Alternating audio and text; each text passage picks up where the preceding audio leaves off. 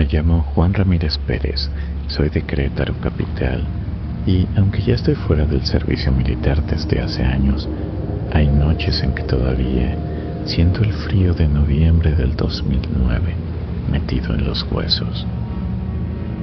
Tenía 22 años cuando me tocó guardia en un puesto, un punto de vigilancia aislado a unos 300 metros del campamento principal. Era poco más que una caseta de lámina oxidada, con una puerta que no cerraba bien y una bombilla vieja colgando del techo, que parpadeaba como si estuviera a punto de rendirse. Los demás dormían en los barracones. Yo estaba completamente solo, con el radio militar en la mano y el FX-05 colgado del hombro. Antes de que me asignaran ahí, ya había oído los rumores. Los viejos del batallón contaban que ese puesto estaba marcado. Hablaban de un soldado que desapareció una noche de 1998, el cabo Mendoza. Oficialmente desertó. Se cansó de la vida militar y se largó, pero nadie lo volvió a ver jamás, ni en su pueblo, ni en ningún lado. Desde entonces, quienes hacían guardia en San Pedro regresaban con historias parecidas. Pasos lentos alrededor de la caseta, voces que susurraban nombres, gritos lejanos que se cortaban de golpe. Yo no creía en esas tonterías. Pensaba que eran cuentos para asustar a los conscriptos nuevos, hasta que me tocó a mí. La primera noche transcurrió sin novedad hasta pasada la medianoche.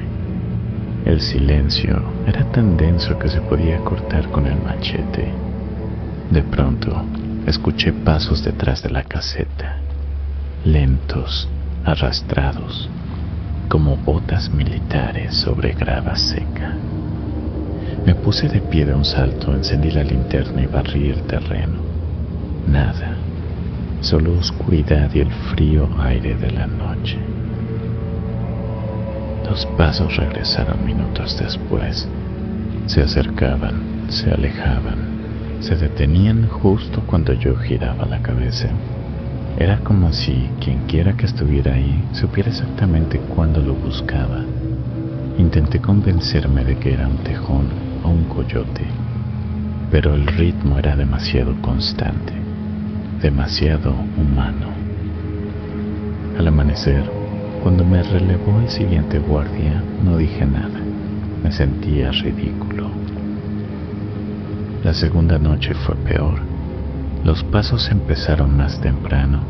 Apenas oscureció. Esta vez no se conformaron con rodear la caseta. Se detuvieron justo detrás de la puerta. Escuché una respiración pesada, ronca, como la de alguien que lleva horas corriendo. El vaho condensaba el vidrio pequeño de la ventana. Abrí la puerta de golpe, fusil en alto. El haz de la linterna solo iluminó tierra vacía y algunas hierbas movidas por el viento, pero el aire olía distinto, a sudor viejo, a uniforme sin lavar. El radio, que hasta entonces había estado en silencio, empezó a crepitar con interferencia fuerte. Entre el ruido blanco creí escuchar mi nombre pronunciado despacio, con una voz que no reconocía. Juan. Nadie en el campamento tenía motivo para llamarme a las 3 de la mañana. Al día siguiente le conté al cabo Ramírez mientras desayunábamos. Me miró largo rato, sin burla, y solo dijo: «No eres el primero, soldado. A mí también me pasó, y el que estaba antes que a mí. Pasos, respiraciones, voces, pero nunca ves nada. Mejor no salgas a buscar, solo aguanta».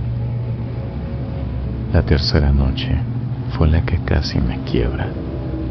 Desde que tomé el puesto, los pasos no pararon ni un minuto.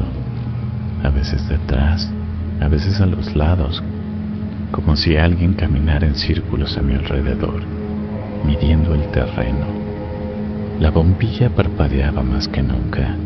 En los momentos de oscuridad total, juraba sentir que algo se acercaba hasta casi tocar la puerta. El viento nocturno aullaba levemente afuera, pero dentro de la caseta el aire se sentía espeso, cargado, como si el espacio se estuviera cerrando a mi alrededor. En un momento, mientras estaba sentado de espaldas a la pared, sentí un toque ligero en el hombro derecho, frío, como dedos huesudos que se clavaban apenas, pero lo suficiente para erizarme la piel hasta la nuca.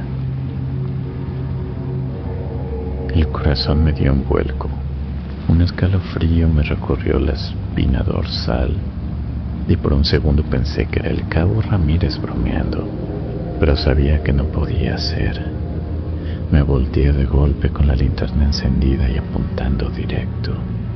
Nada, solo la pared vacía, el polvo flotando en el haz de luz y un silencio que ahora parecía burlón. Me quedé ahí, respirando agitado, sintiendo que el sudor me corría por la frente a pesar del frío. ¿Había sido real? ¿O mi mente agotada por las noches anteriores me estaba jugando una mala pasada? Pero el toque que había sentido era tan tangible, tan deliberado, que no podía ignorarlo. Me froté el hombro como si pudiera borrar la sensación, pero solo logré que el miedo se instalara más profundo, como un nudo en el estómago que no se deshacía. Pasaron unos minutos eternos, y entonces, cerca de las 2 de la mañana, escuché un grito ahogado. Era como si alguien intentara pedir ayuda con la boca tapada. Venía de afuera, a unos 50 metros, amortiguado por la oscuridad, pero lo suficientemente claro para helarme la sangre. Salí corriendo, fusil en mano, barriendo el área con la luz de la linterna. El suelo estaba húmedo por la llovizna de la tarde. Mis botas se hundían ligeramente y cada paso mío hacía un ruido que contrastaba con el silencio opresivo. Barrí el área entera. Por un segundo, en el borde del haz de luz, creí ver una sombra alta que se movía entre las hierbas, como una figura encorvada que se desvanecía justo cuando intentaba enfocarla. El pulso me martilleaba en las sienes.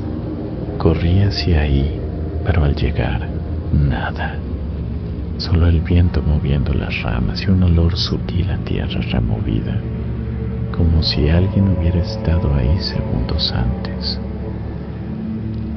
Al volver a la caseta, el haz de luz cayó sobre algo que me heló la sangre. Huellas frescas en la tierra blanda, huellas de botas militares, más grandes que las mías, con el mismo dibujo de suela que usábamos todos.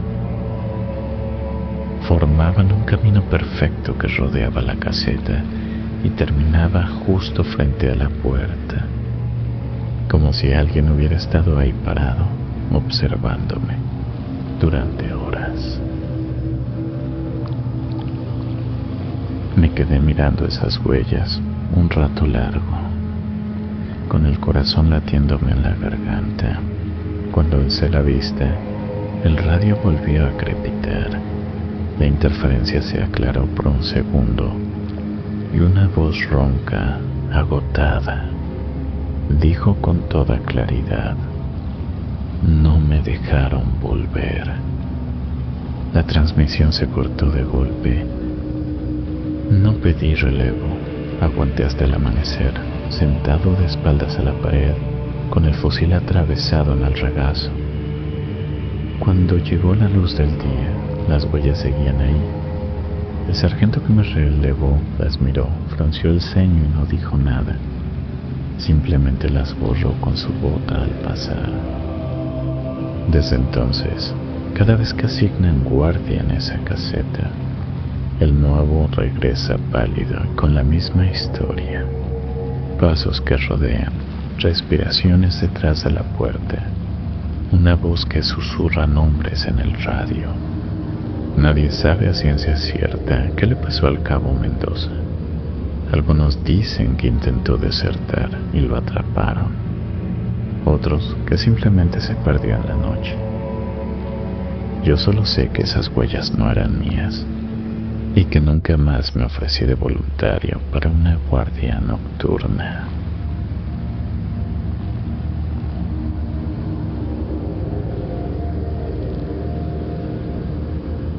Me llamo Carlos Hernández López. Serví en el ejército entre 2011 y 2012, en el 7º Batallón de Infantería con base en el Estado de México. Lo que voy a contar pasó durante un ejercicio nocturno de orientación y resistencia en una zona de entrenamiento cerca de Jilotepec. Barrancas secas, campos de nopales, caminos de tierra que se confunden todos cuando no hay luna. Era octubre del 2011. Nos tocó una marcha de 25 kilómetros con equipo completo. Mochila de 20 kilos, fusil, cantimplora, casco, todo. Salimos a las 22:00, en formación de columna por 2. Éramos 38 soldados rasos y 3 mandos. El teniente Vargas al frente, el sargento primero Morales en el centro y el cabo Ruiz cerrando la columna. La orden era silencio absoluto, solo señales manuales y distancia de 5 metros entre cada hombre. La luna estaba en cuarto menguante, apenas una uña plateada. La visibilidad era mínima, solo alcanzabas a ver la silueta del compañero de adelante y el bulto oscuro del que venía atrás. Cada paso levantaba polvo fino que se pegaba a la garganta y olía a tierra fría. Las primeras 2 horas transcurrieron sin novedad. Solo se oía el roce rítmico de las botas, el ocasional tintineo de una hebilla y la respiración pesada de los que ya traían los pies destrozados. Cerca de la medianoche el sargento Morales levantó el puño cerrado, alto total. Nos detuvimos en seco. El teniente Vargas caminó hacia atrás por el costado de la formación, tocando ligeramente el hombro de cada soldado mientras contaba en voz baja. Lo vi pasar junto a mí. Cuando llegó al final, habló con el cabo Ruiz en susurros. Luego regresó al frente y dio la orden de continuar. No habían pasado ni 10 minutos cuando el sargento volvió a detenernos. Esta vez el teniente contó más despacio, pasando 2 veces por la fila. Al terminar se acercó al sargento y le dijo, claramente nervioso: «Son 39». El sargento respondió bajito: «No jodas, mi teniente, salimos 38. Los conté yo mismo antes de formar». Contaron otra vez y otra. Siempre 39. Nadie habló en voz alta, pero el ambiente cambió. Los pasos se hicieron más pesados, como si todos cargáramos algo extra. Yo iba casi en el centro, delante del soldado Gómez, un chavalo bajito pero duro de guerrero. Detrás el soldado Ortiz de Veracruz, que respiraba fuerte por la nariz cuando estaba nervioso. El teniente ordenó cerrar filas, distancia de 2 metros máximo, y nadie se separa. Reanudamos la marcha. El camino entró en una zona más cerrada, entre 2 lomas bajas donde el viento silbaba entre los nopales. De pronto el ritmo de la columna se volvió perfecto, casi mecánico. Izquierda, derecha, tan sincronizado que parecía que alguien invisible marcaba el paso desde afuera. Entonces, escuché una orden susurrada que venía de atrás: «Acorten más la distancia». La voz era ronca, militar, pero no era la del cabo Ruiz. Ortiz se pegó tanto a mí que sentí su aliento en la nuca.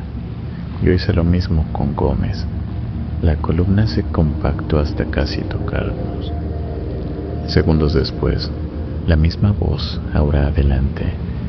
Mantengan el silencio absoluto. Nadie hable.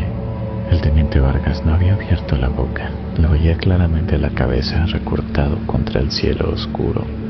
No se había volteado ni una sola vez. El miedo empezó a correr como un rumor sin palabras. En la siguiente parada para beber agua, el sargento Morales contó de nuevo, casi pegado a cada hombre. 1, 2. El teniente ordenó formar círculo defensivo, como en zona hostil. Encendió su linterna táctica y la pasó lentamente por todas las caras. Éramos los mismos, las mismas expresiones cansadas, los mismos uniformes cubiertos de polvo, los mismos ojos asustados. Pero al final de la fila, justo donde debía estar el cabo Ruiz, había un soldado más alto que todos nosotros.